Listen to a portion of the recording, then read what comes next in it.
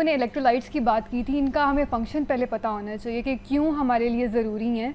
अब हमारे पास पोटासियम आ जाता है, सोडियम आ जाता है, हमारे पास मैग्नीशियम में बहुत इंपॉर्टेंट मिनरल्स हैं हमारी बॉडी के अंदर जो कि स्वेट के ज़रिए लॉस होते हैं। जैसे जैसे गर्मी ज़्यादा होती है हमारा जो खून है वो स्किन की तरफ आता है और इससे हमें पसीना आता है। अब पसीने के अंदर पानी भी निकल रहा है बॉडी के अंदर से, इलेक्ट्रोलाइट्स भी निकल रहे हैं। अब जैसे आपने बात की कि मूड ख़राब होता है, ये मूड क्यों ख़राब होता है? अभी मैंने आपको ये बताया है कि इलेक्ट्रोलाइट्स है, सोडियम है, इसका फंक्शन है हमारी बॉडी के अंदर वाटर बैलेंस रेगुलेट करना। डायरेक्टली इन चीज़ों का एनर्जी से लिंक है।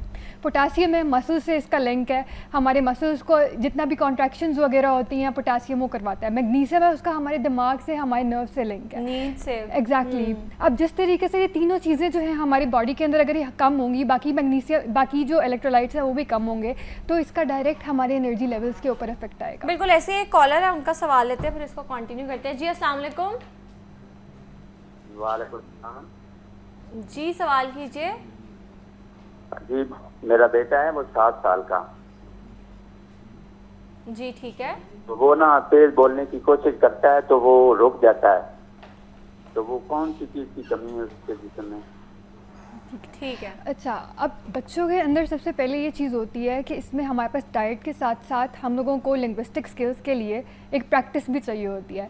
सबसे पहले आपने देखना है कि उसका स्क्रीन टाइम कितना है और उससे कितने लोग बात करते हैं। अब घर में हम लोग समझते हैं कि बच्चे जो हैं छोटे हैं उनको हम लोगों ने स्क्रीन टाइम दे दिया। यस, वो बच्चों की रेगुलेशन नहीं हो रही है इतनी ज़्यादा। हम लोगों को उनको बाकायदा तौर पर मुखातिब करना है। और दूसरा, अगर हम लोग डाइटरी एस्पेक्ट से देखें, omega 3 fatty acids, omega 3 fatty acids बच्चों के दिमाग बनने के लिए बहुत ज़्यादा ज़रूरी हैं और ये चीज़ें यहाँ पे पता नहीं होती। हम बाकी मिनरल्स पे, न्यूट्रिएंट्स पे बहुत ज़्यादा ध्यान देते हैं, लेकिन ओमेगा 3 फैटी एसिड्स जो है आम हमारे पास ये मिल जाते हैं बेसिल सीड्स के अंदर। तुखमलंगा वगैरह हम लोग ले रहे हैं, बच्चों के लिए सेफ़ है ये लेना। तो तुखमलंगे की कोई भी पुडिंग बना के बच्चे को दें, या अगर चिया सीड्स मिल जाते हैं उसकी पुडिंग बना के दें, उनमें ओमेगा 3 फैटी एसिड्स बहुत ज़्यादा होते हैं। बच्चों की जो मेंटल डेवलपमेंट है उसके अंदर इसका बहुत ज़्यादा इंपॉर्टेंट रोल होता है और बच्चों के जितने भी डेवलपमेंटल डिलेज होते हैं डायरेक्टली अफेक्ट होते हैं इसकी डेफिशिएंसी की वजह से। और बच्चों की डाइट में कार्बोहाइड्रेट्स अक्सर बहुत ज़्यादा होते हैं लेकिन उनमें फ़ैट नहीं होता, ना ही प्रोटीन होती है। तो ये तीनों चीज़ें जो हैं बैलेंस करके लेनी चाहिए, स्पेशली ओमेगा 3 फैटी एसिड्स। ठीक है। अच्छा, अब आपने आगे बात की थी वाटर इनटेक की, तो ऑब्वियसली वो बहुत ज़्यादा इंपॉर्टेंट है। तो अक्सर लोग ना बहुत ज़्यादा पानी पीते रहते हैं अगर उनको नहीं भी प्यास लगी ना, क्योंकि एक उनको फियर होता है ना कि गर्मियों में पानी की कमी ना हो जाए, क्योंकि ऑब्वियसली उसके बहुत ज़्यादा नुकसान आते हैं। तो एक तो ये मिथ क्लियर करें कि क्या ये सच्चा है या सिर्फ एक मिथ है कि अगर आप बहुत ज़्यादा अपनी ज़रूरत से ज़्यादा पानी इनटेक करेंगे ना तो that will also result in loss of electrolytes? Actually ये चीज़ जो है ना, इसका ये थोड़ी सी कॉम्प्लिकेटेड है। पहली बात तो ये वाटर का इनटेक वो किस तरीके से कर रहे हैं। अगर वो कंसिस्टेंटली कर रहे हैं, लाइक एक एडल्ट की जो रिक्वायरमेंट है वो 2.5 to 3 लीटर्स आराम से है, ठीक है। अब एक अगर ये वेरी करती है, अगर हमारे पास आउटडोर वर्कर्स हैं जो बाहर काम करते हैं उनकी रिक्वायरमेंट उससे भी ज़्यादा हो सकती है। अब अगर घंटे के अंदर हर घंटे बाद वो वाटर इनटेक कर रहे हैं 250 to 500 millilitres, that's perfectly fine, उसमें कोई भी मसला नहीं है।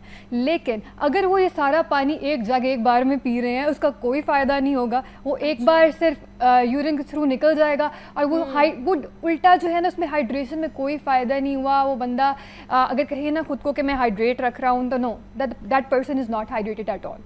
कंसिस्टेंटली खुद को थोड़ी थोड़ी देर के बाद हाइड्रेटेड रखना चाहिए, थोड़ी थोड़ी देर के बाद। मतलब किस तरह फिर रूटीन होनी चाहिए आपके वाटर इनटेक की? वाटर इनटेक की जो है ना, अब ये एज ग्रुप्स के ऊपर भी मैटर करता है। ये मैं आपको थोड़ा सा यहाँ पे बता देती हूँ कि अगर, क्योंकि हमारे पास वल्नरेबल पॉपुलेशंस होती हैं, हमारे पास एडल्ट्स होते हैं, हमारे पास बच्चे होते हैं और हमारे पास ओल्डर एडल्ट्स यानी हमारे जो बुजुर्ग लोग होते हैं वो होते हैं। अब बच्चों के अंदर सबसे पहले तो हम लोगों ने देखना है, तो यहाँ पे हमारे पेरेंट्स का रोल आता है और स्कूल गोइंग चिल्ड्रन भी होते हैं। अब पेरेंट्स जो है, बच्चे तो अगर जब खेल कूद में होते हैं उनको तो पानी पीने का कोई होश नहीं होता। बच्चों के लिए आप लोगों ने वाटर बॉटल्स जो होती हैं, अट्रैक्टिव वाटर बॉटल्स, वो रखनी है। और बच्चे पानी नहीं पिएंगे, वो उनके लिए आपने अगर जूसेस भी दे दे दैट्स परफेक्टली फाइन, लेकिन फ्रेश जूसेस हों। और अगर आप फ्रूट पॉप्सिकल्स बना लें, ये हमारे पास योगर्ट बेस्ड आइस लॉलीज बना लें, ये परफेक्ट है। और स्कूल के अंदर टीचर्स का रोल बहुत मैसिव होता है। बच्चों को स्कूल बॉटल्स दे के भेजे पानी की और वहाँ पे टीचर्स जो हैं ब्रेक टाइम में या जब भी हो उनको रिमाइंड कराएं, क्योंकि गर्मी बहुत ज़्यादा हो जाती है। थोड़ी देर बाद उनको हाँ जी। याद करवाते रहें कि पानी कंसिस्टेंटली पिएं। अब इसी तरीके से अडल्ट्स का मैंने आपको बताया कि 2.5 to 3 लीटर्स उनकी रिक्वायरमेंट है। हर घंटे के अंदर 250 से 500 मिलीलीटर्स तक वो पानी पी सकते हैं, यानी 1 गिलास। वो कंसिस्टेंटली हाइड्रेटेड रखेंगे इस तरह थ्रू आउट द डे खुद को, थोड़ी थोड़ी देर के बाद पानी पीते रहना है। अब ओल्डर एडल्ट्स यानी हमारे बूढ़े लोग जो हो जाते हैं, उनको याद नहीं रहता पानी पीना, और कुछ की मतलब फिजिकल डिसेबिलिटीज़ होती हैं। यहाँ पे एडल्ट्स की रिस्पॉन्सिबिलिटीज़ होती हैं कि उनको पानी एक्सेसिबल अमाउंट में उनके पास हो, किसी एक्सेसिबल चीज़ के अंदर वाटर बॉटल्स हो गई उनके पास हो, और यहाँ पे एडल्ट्स थोड़ी थोड़ी देर के बाद उनको पानी देते रहें। किसी भी फॉर्म में हो सकता है, अगर वो लस्सी पीना चाहते हैं तो लस्सी की फॉर्म में हो सकता है, अगर वो कोई जूस पीना चाहते हैं, कोकोनट वाटर जो है। बिल्कुल। अच्छा, एक कॉलर है, उनका भी सवाल लेते हैं। जी अस्सलाम वालेकुम। वालेकुम सलाम। जी सवाल कीजिए। मैम नसीर बात कर रहा हूँ, नसीर हसन लाहौर से। नींद का इशू है मैम। किसका इशू है? नींद नींद का। ठीक अच्छा, है। नींद के लिए अब हमारे पास मल्टीपल रीजंस आ जाती हैं। सबसे पहले तो एक हमारे पास मेलाटोनिन जो है वो परफेक्ट सप्लीमेंट है हमारे पास नींद के लिए, लेकिन उसको यूज़ करने का भी एक तरीका है। उसके लिए भी आपको स्क्रीन टाइम अपना पहले लिमिट करना होगा। आपने डायरेक्ट मेलाटोनिन के ऊपर नहीं लगना, आपने अपना स्क्रीन टाइम लिमिट करना। आपको पता है कि आपके फ़ोन की ब्लू लाइट है, आप अगर फ़ोन यूज़ करते हैं या आपका लाइट ऑन है काफ़ी देर तक, सोने का जब टाइम हो गया है, तो वो डायरेक्टली आपका जो स्लीप साइकिल है इसको रेगुलेट करेगा। आपका मेलाटोनिन आपकी बॉडी में नेचुरली प्रोड्यूस हो रहा होता है, लेकिन ब्लू लाइट उसे कम कर देती है। और जब ये रेगुलेट नहीं होता तब हमें मेलाटोनिन के सप्लीमेंट्स लेने मतलब पड़ते जो हैं। उन्होंने नाइट मोड लगाया होता है उसका कोई फ़ायदा नहीं होता फ़ोन पे। नाइट मोड का फ़ायदा तब होगा अगर ब्लू लाइट नहीं है। अगर वो लाइट टेंट कर देता है येलो, उससे हाँ, और कोई फ़ायदा नहीं exactly, होता। बिल्कुल। फ़ोन साइड पे रखना है, फ़ोन को ठीक है। इस्तेमाल नहीं करना। वैसे भी जो रिसर्चेस है ना वो हमें बताती हैं कि सोने से आपने घंटा पहले, आधा हाँ घंटा जी, पहले बिल्कुल। फ़ोन साइड पे रख देना है। अपनी ब्लू लाइट का बिल्कुल भी एक्सपोजर नहीं लेना। ब्लू लाइट आप एक्सपोज करोगे खुद को तो आपकी बॉडी को लगेगा कि जी अभी तो दिन है, अभी तो लाइट आ रही है, और उससे आपका प्रॉपर स्लीप साइकिल डिस्टर्ब हो जाएगा। मेलाटोनिन प्रोडक्शन जो आपकी बॉडी की नेचुरल थी वो ख़राब होगी, और फिर आपको बाहर से मेलाटोनिन लेना पड़ेगा।